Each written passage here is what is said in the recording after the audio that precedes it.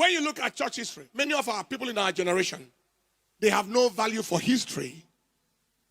So they just get stunted after a while. You look at church history, you will see a lot of visions reproduced. Asa Alonso Allen, A.A. Allen, was born to a family where the mother was a brewer, alcohol brewing.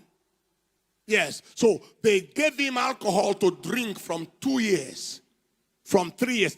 The way a child cries and you want to pacify him, they gave him alcohol. And then he's drunk and falls asleep. That was how he was raised. Inside feeding bottle. You see, don't ever criticize anybody until you know where they are coming from. Until you know what they had to contend with. Until you know the battles. That was how Allen grew up. And then became an alcoholic. Then Jesus arrested him. And then Jesus will use him. And then he went into prayer and fasting. And then one day he was invited to a crusade and sat in on a robber's crusade.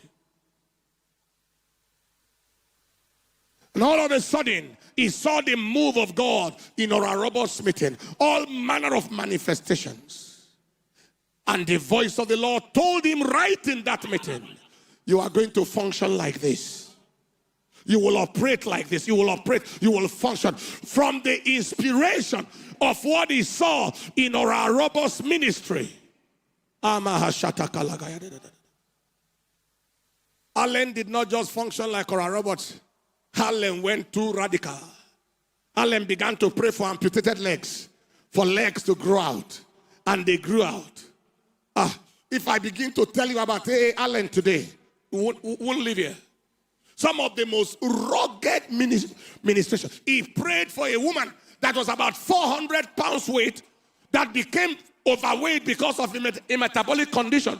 And this woman shrank in size on the spot in front of the people. I won't tell you what happened because it was very embarrassing. What she was wearing, everything became oversized.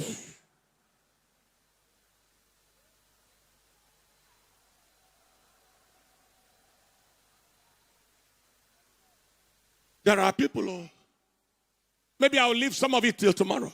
But that man got fired up by sitting in Oral Roberts' meeting once. The same with T.L. Osborn. After T.L. Osborn came back from India, 3 years of failure, he never won one soul. After he prayed, he heard that there was a man called William Branham who was ministering, Tommy Lee Osborn, who was ministering. He went into the meeting, sat down at the back, and then was looking at Branham ministry. A young girl with cross eye crossed like this, came. Branham ministered on the spot. The eye straightened on the spot. Then T.L. Osborn said he heard like 1,000 voices. You can do this. This is what Jesus did. This is what the apostles did. This was what the prophets did. This is what he died for. You can walk in this kind of miracle. You can walk in this. He went back and fasted. From there, he returned back to India. It's like a revenge mission. Not one person had been healed. He now came and printed handbill. Jesus heals, saves, and delivers. Bring the blind, bring the deaf, bring the dumb. Jesus will heal them.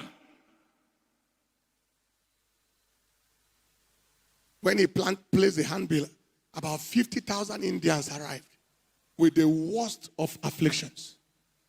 He said, you people, can you present to me the worst case here you want me to pray for? They brought a 60-year-old, 60-something-year-old man, deaf and dumb from birth. He laid hands on him, his ear open, tongue loose, spoke plain.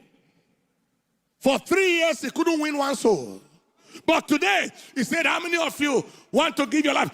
All 50,000 people lifted up 2 hands. And they said they will give their life to Christ. That was the beginning of a global ministry. T.L. Osborn is the one who introduced us to open air evangelism.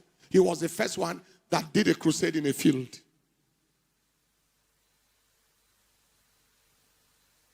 Most of the evangelists, the robbers and all them, they were all in America. It was tent meetings. It was in coliseums. It was in all of that. But he took it from America to the world. T.L. Osborn labored in Nigeria. Uyo, Aba, everywhere you can think of, he went. Are you following what I'm saying here today? That was how the inspiration from T.L. Osborn affected, William Branham affected T.L. Osborn. Then T.L. Osborn located a man from Nigeria called Archbishop Benson Idahosa.